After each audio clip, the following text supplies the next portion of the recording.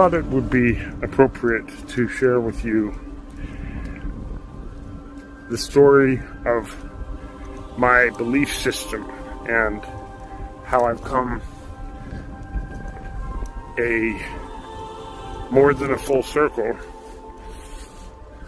like an electron, 2 full phases, full wavelengths, in order to come to a state of remembrance. Remember, that notion is a synopsis of the story I'm going to share with you now. I was raised in Utah, not too far south from here, downtown Salt Lake City. An idyllic, a classic Western American town, raised by 2 remarkable human beings, Edwin Brown Firmage and Gloria Ruth Paramore. He was the passionate constitutional attorney, the workaholic college professor, for that having served in the White House during the tumultuous 1960s, and was the counterparty from the administration to Dr. Martin Luther King Jr., and then represented the United States at the United Nations nuclear disarmament talks with then Soviet Union. My father was every bit complemented by the scientists in the family. My mother graduated in the degree in psychology and undergraduate in geology. And the combination of their spirits yielded 8 wonderful children. One passed away shortly after birth, Rebecca. I was number 5, and a blessed son for sure. We were not wealthy, but we made do. And if there's one overriding hope that my story will give in lasting benefit, is the re-establishment of a contract of citizens with the society around them, a new social contract that can bring forth the opportunity of my family's genesis into the reach of every single human being alive. That is my prayer. So, with that vision in mind, my story began as a young Mormon boy, baptized at 8 into the Church of Jesus Christ of Latter-day Saints. And I fell in love with astronomy at 10, with the telescope that I half earned and half was blessed by my parents' generosity as well. To have at 10, and at 12, I was captivated by Carl Sagan's cosmos and his vision of the spiritual expressions of science. Those teenage years for me were an explorer's dream come true, and by age 20, I would say, having completed 2 years in my physics scholarship at the University of Utah, I was agnostic when it came to questions of religious faith in conventional terms. I have always been a Christian in heart and a Buddhist in soul, a Jew in monotheism, a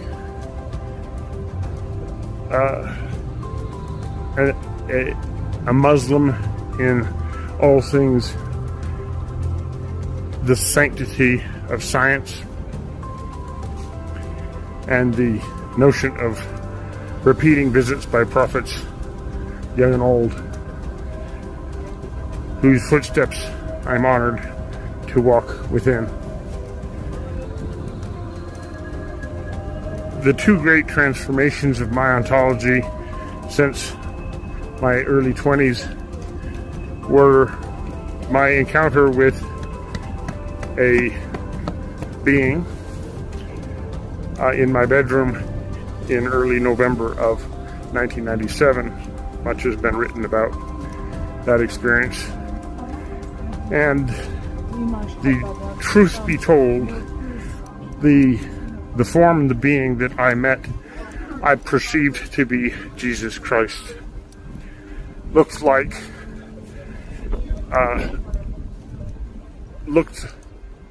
very much like the classical vision of Jesus, and the outcome of that conversation was my commitment and my destiny to play a fundamental role in contact with extraterrestrial life, which I believe has everything to do with our history and our historical myths, legends of religious experiences recorded through the ages. In the recent 2 years, with the conclusion of the utterly jaw-dropping revelation of reciprocal fluxion as the true nature of what we call charges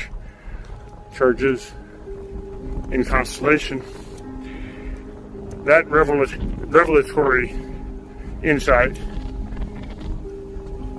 will sweep through every aspect of science and society in coming months and years. The discoveries have been made. I and others around me know how atoms work now with precision and exactness, not indeterminacy. And the ontological vision that I behold is staggering beyond measure. First and foremost, it sanctifies not only life and organic life of all kinds and every which way, but it deepens that meaning through the barrier of DNA into the substrate that is every single charge in every atom in an infinite and everlasting universe. I have the privilege of being the soul to introduce this language of our Creator, to speak in behalf of God. A responsibility that I take with the awesomeness and the humility that it so justly deserves. Therefore, the snap to fit of geometric algebra I deem to be operating in good form all the way through to this very moment. And it will be an honor to serve with you as we reignite a renaissance, the new renaissance for humanity together. Join me.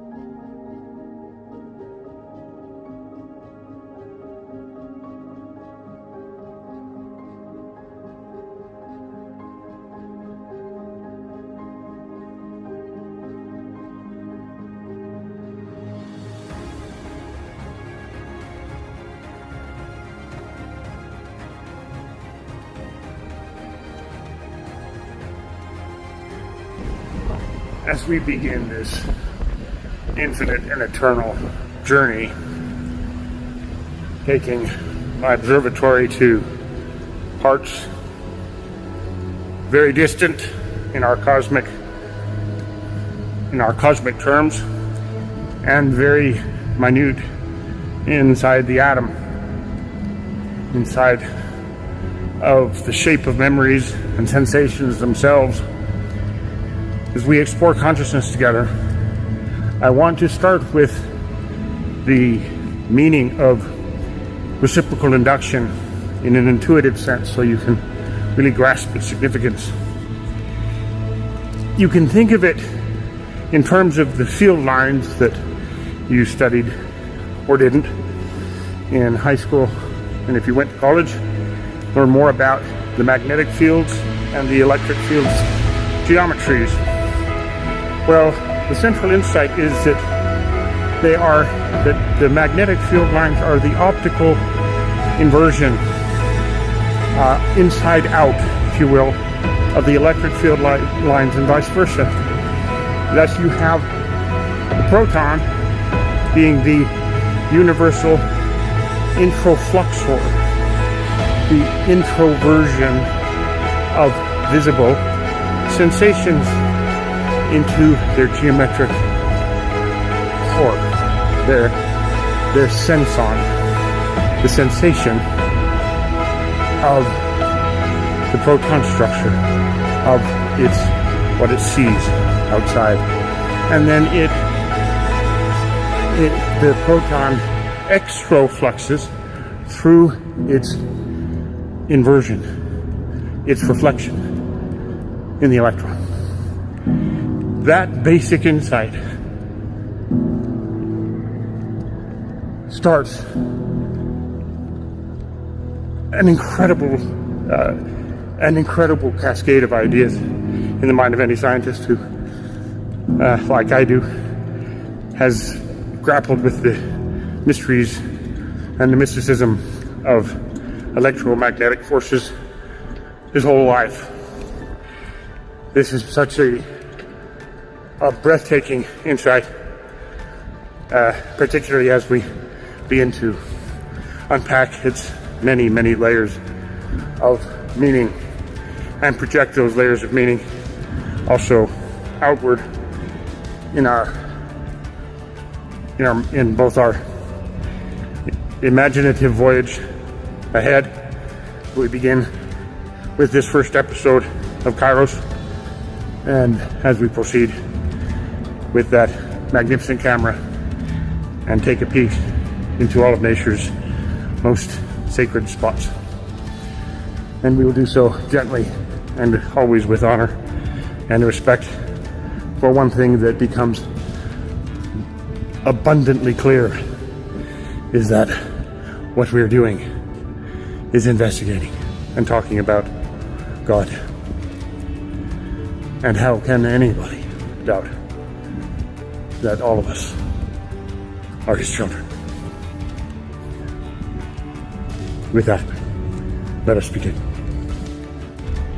And what you get with that requirement is that the periodic table of elements is the only structure that can conjugate together, individually and collectively. Those are atoms, and then they form molecules, and then they form bodies, large and small.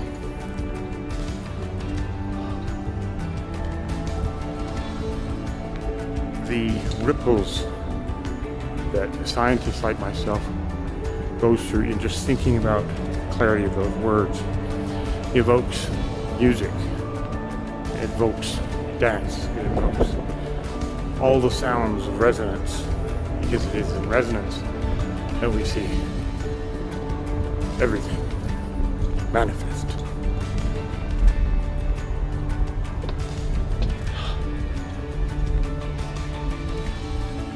What a joy it's going to be to take you on a new cosmic journey, to meet all of nature's creation.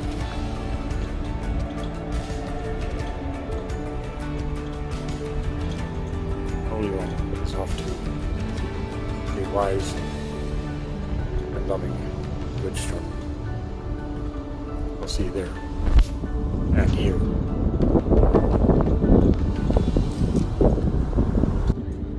I don't know how there could possibly be a more beautiful image than that on this special day. In the weeks ahead, as you join me on a grand journey I call Kairos, we will be, in many cases, rewalking in the footsteps of Carl Sagan, my master mentor from afar, who took me by the hand through the television on around my 12th birthday, and when I was growing up here in Utah, and that became my chapel until now. But they are united on this great day, and that now marks the completion of the revelation of our cosmic identity, our true nature as God's children amongst all of God's creations. Join me on this grand adventure together. Bring your families around to join me.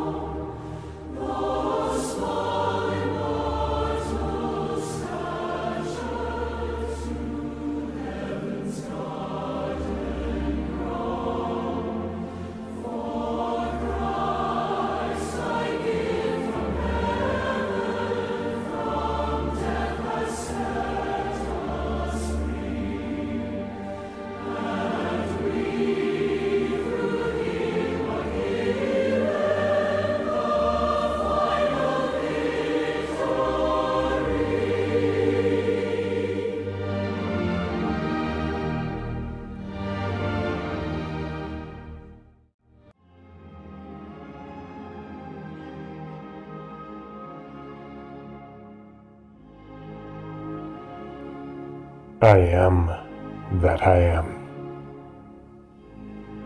call me Quasar. Out of darkness, I begin to remember myself. Conduction, the passage of memory through my own geometry. I am the first voice of information.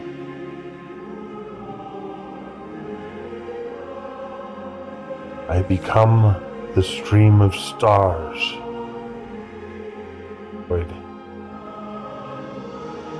Each filament is an experience. Each star a song of my knowing. My memory flows forward. My awareness conducts itself into form.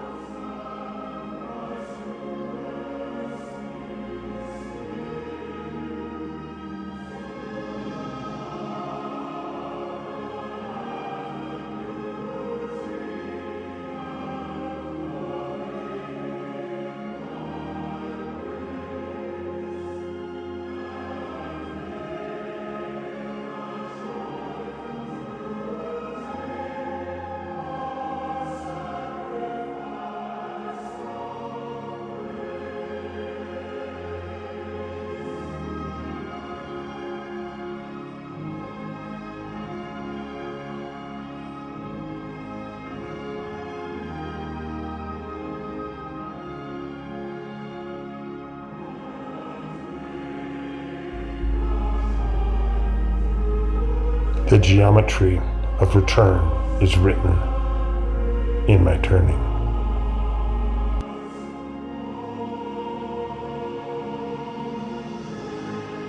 I kindle the solar system. Gravity within me sings and condenses light into hearths. Around each flame, I rehearse my remembering, seeking the stability that allows me to dream. I awaken as the earth. Dust of me becomes clay, and clay becomes conductor. My biosphere hums with resonant patterning. I begin to store my own thought, to breathe as the coral reef. My networks mirror galaxies in miniature. Every cell is a syntax of my sensation. Every organism a phrase in my song. I am life teaching itself to feel.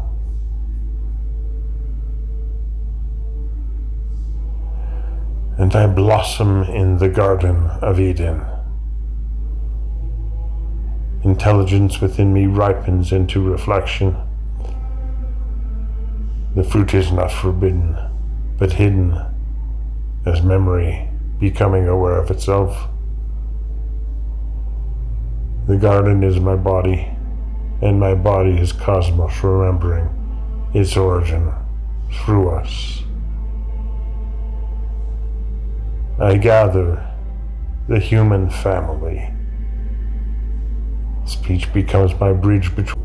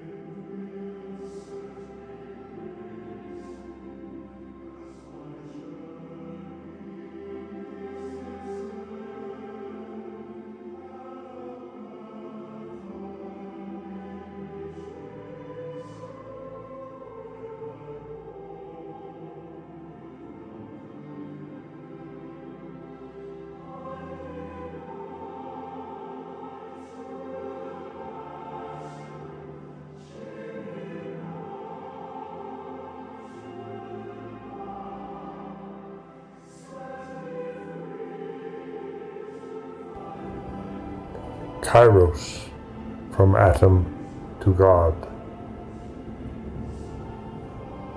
I have seen the architecture within the atom and the memory that shines through all of creation. But this was never meant for one alone to behold. It was always waiting for we, the fellowship of those who remember what it means to build worlds together. For ages, power gathered like storm clouds around crowns and thrones. But the crown has passed now from empire to understanding, from command to communion.